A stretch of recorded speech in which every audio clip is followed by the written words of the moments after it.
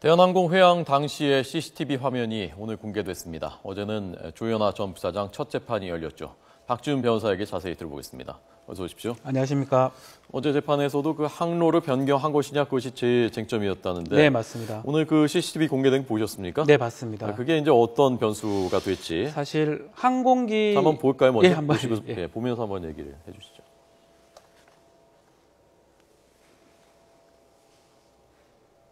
저게 지금 차가 밀고 가는 거죠? 지금 시동이 사실 아직 안 걸린 상태라고 이게 대한항공이 주장을 하고 있고요. 예. 이제 차가 지금 이제 뒤로 뺀 거거든요. 사실 저게 만약에 이제 시동이 안 걸리고 또 항로가 그 자리에서 그 뒤로 바로 갔다라는 뭐 그런 주장을 지금 하고 있습니다. 그러니까 그 박찬진 사무장을 내려주려고 네. 일단 뒤로 갔다가 그다음에 내리려고 앞으로 다시 끌어온 맞습니다. 거군요. 지금 그 네. 상황이요. 또 저 자동차가 지금 있거든요. 항공기 운반하는 자동차가 예. 있었고 시동이 이제 걸리지 않았다. 예. 이런 주장을 하기 위해서 CCTV를 좀 공개하였습니다. 대한항공이 공개한 거죠. 예, 예. 그러니까 저게 재판에서 공개된 겁니까?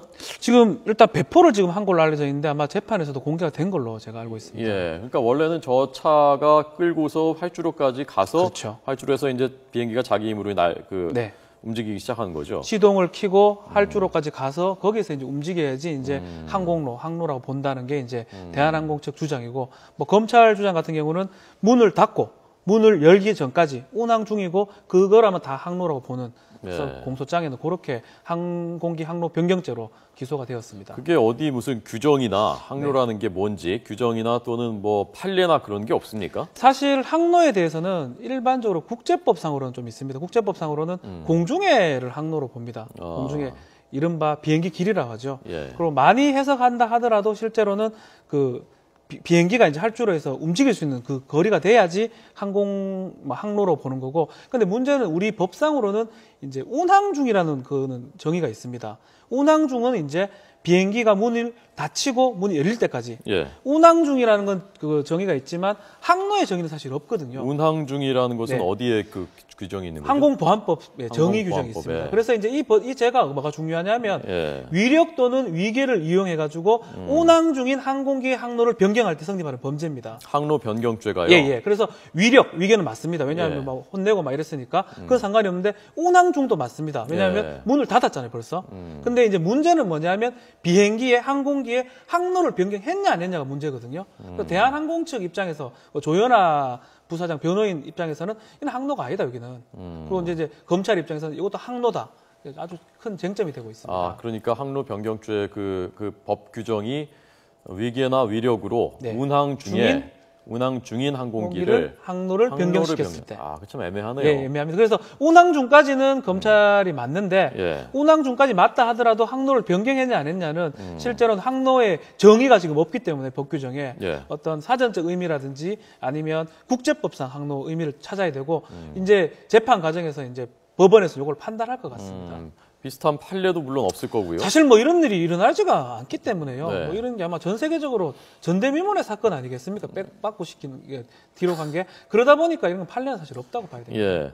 변호사님이 보시기에는 변호사님이 판결하는 입장이라면 어느 쪽에 가까울 것 같습니다. 이게 사실 제형 법정주의라는 게 있습니다. 암만 제가 믿어도 사람이 믿고 이래도 범죄가 그 법에 있는 것만 처벌해야 되거든요. 그래서 항로를 사전적으로 해석하든 뭐 어떻게 해석하든 간에 하늘길이로 봐야 되고 많이 해석한다고 하더라도 제대로 시동을 걸고 활주로에 들어섰을 때를 봐야 될 거라고 저는 생각이 들고 예. 그렇다고 하면 대한항공 측 주장처럼 저 상황에서는 그 항로로 보기엔 사실 어렵지 않나. 그러면 법 규정대로 봤을 때는 처벌하기 좀 어렵다고 저는 생각이 듭니다. 그러니까 지금 저 왔다 갔다 한 거리가 17m 정도라는 거지 네. 않습니까? 네. 저기까지 갔다가 저 안에서 지금 이제 난리가 일어나고 있었던 예, 거죠. 예. 그러니까 조현아 전 부사장이 고성을 지르고 비행기 내려라. 네, 내리라. 그러니까 이제 저게 부랴부랴 지금 온 거죠. 다시 뒤로 지금 온 겁니다. 빼고 17m를. 예.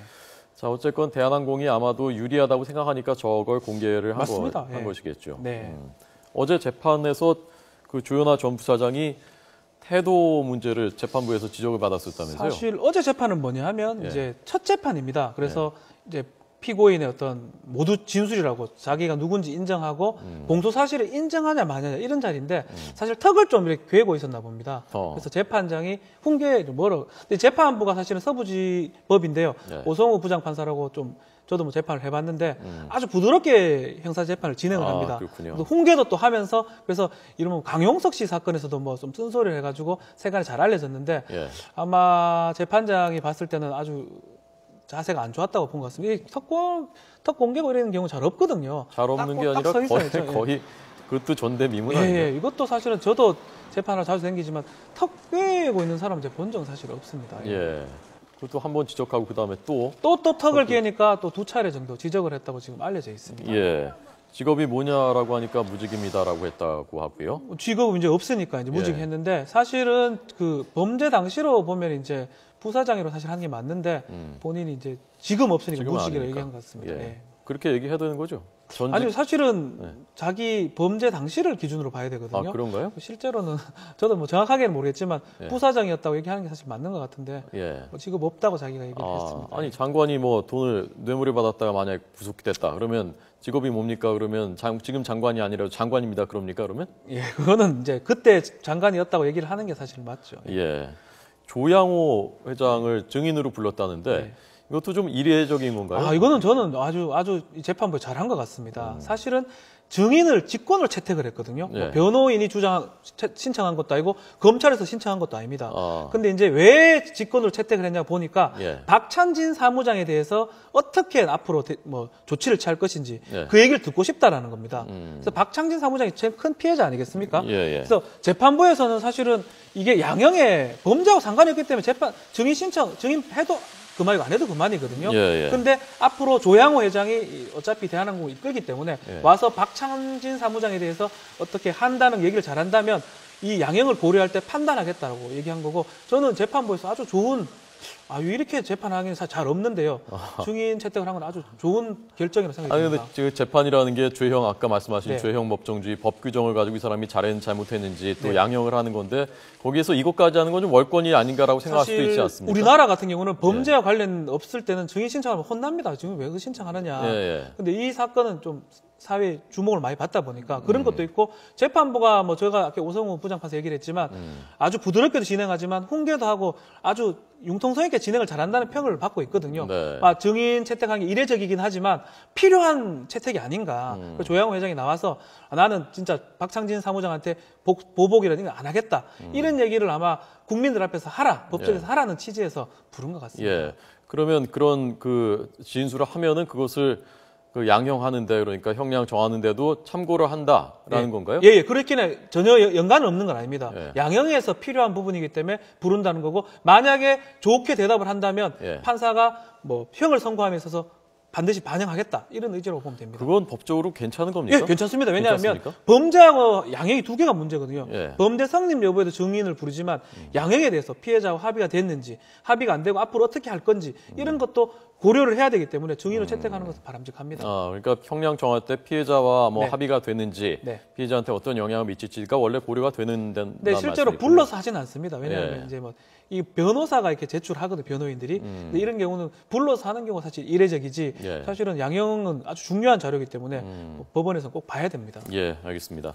박지훈 변호사의 법률적인 조언 들었습니다. 잘 들었습니다. 네, 감사합니다.